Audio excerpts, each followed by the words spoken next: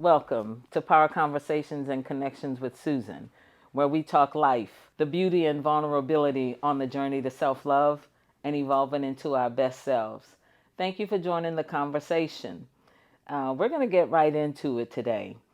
I want to talk about stop being an afterthought in your own life. What do I mean by that is we put everything, sometimes, like a lot of times, right?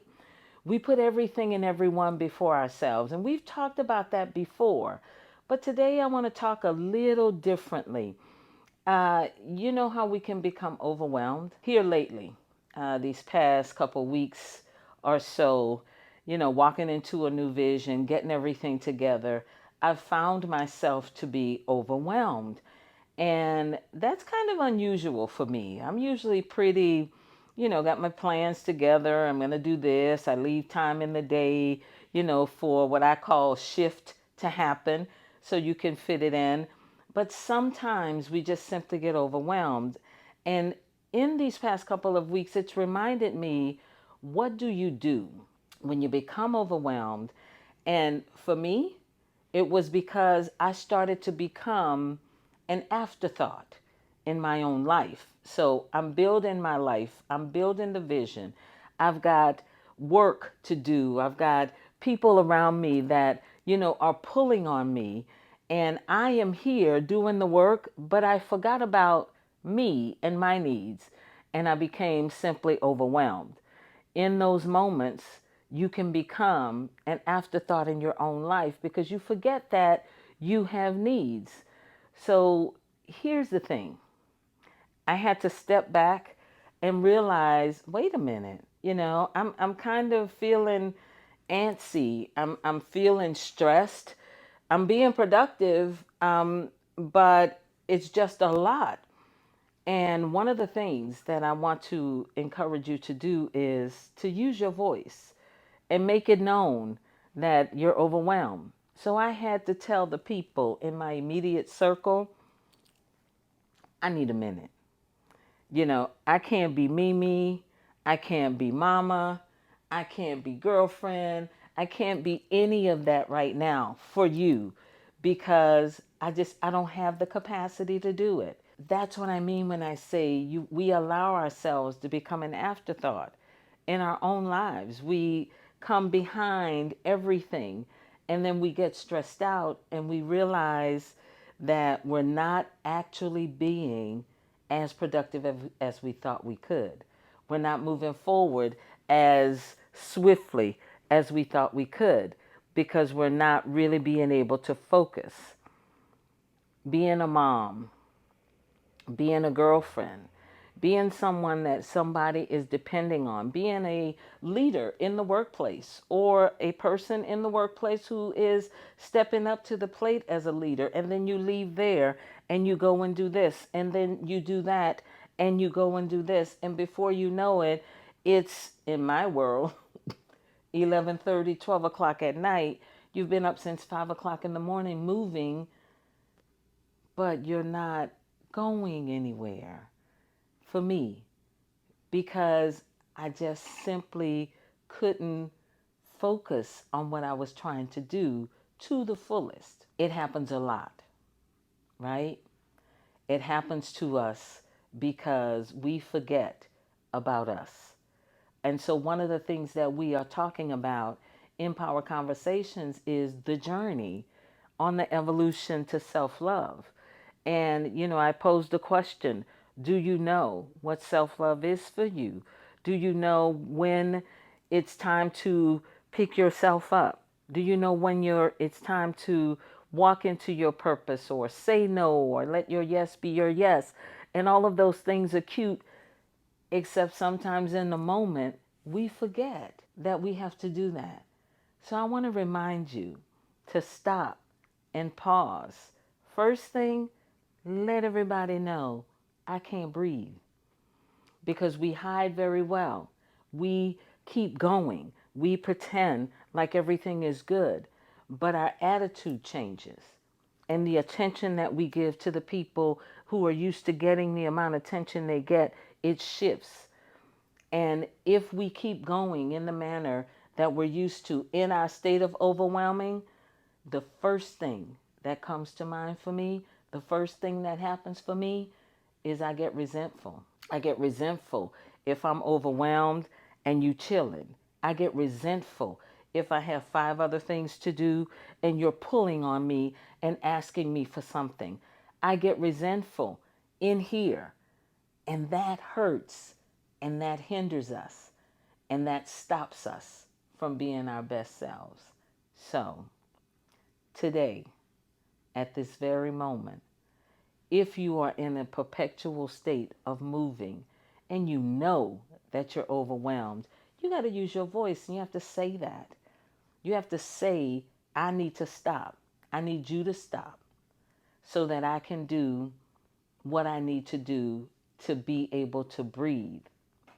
Easy to say, harder to do, especially in the workforce. And I want to speak to that because oftentimes we don't say to our employer that I don't have the bandwidth to do this. We think that if we use our voice, if we say that we're overwhelmed and start to reposition ourselves to not be an afterthought in our own life, that we won't get those key assignments, we won't get the raise, we'll be talked about, we'll be looked over. And so what if you are?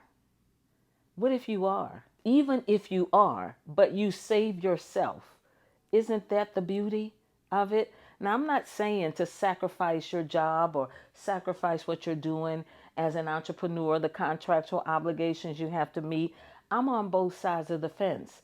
But I am saying if you don't have the capacity and you don't use your voice, when we don't do that and we get overwhelmed, then I say don't complain.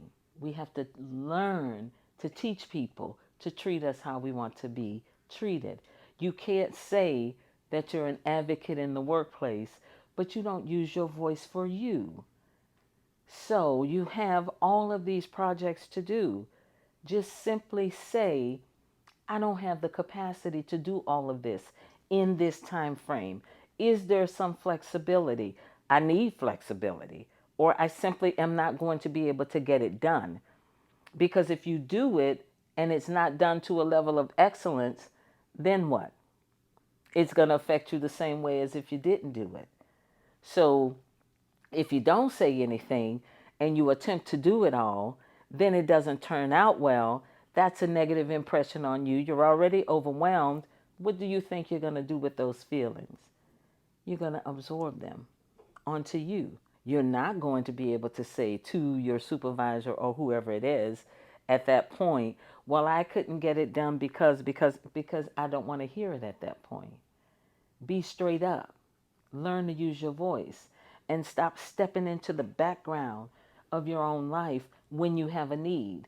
Today we're talking about being overwhelmed because I just really felt like we do that so well, that we put ourselves in positions where we literally can't breathe, where we live in resentment and we live in a state of wanting to say things that we don't say when we need to protect ourselves, but we don't open our mouths out of fear or out of obligation. And that is what keeps us from evolving into our best selves early, earlier in life, without waiting to develop and do all of that as you get older. Start to take charge of those things now.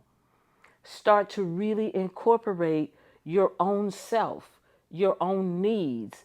And I'm not talking about a self-care Saturday or anything. What do you do when you're overwhelmed? Open your mouth. Say what you need. Perhaps you need to vegetate for the day.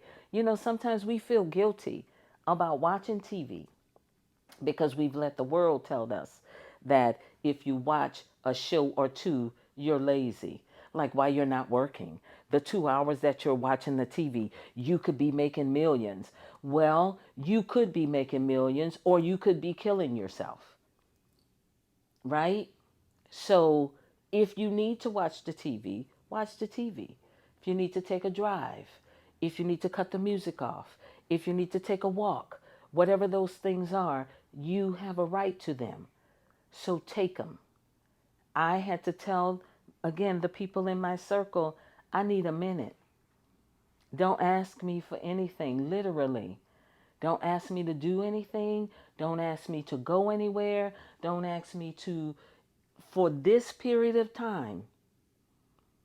And then I do what I do best.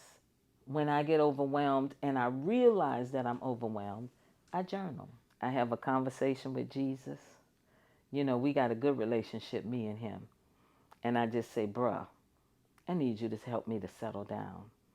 I need you to help me to prioritize what I'm doing. I need you to help me to breathe so that I don't walk in anger and I don't walk in resentment and I don't walk in fear of not getting everything done, but that I move at your pace.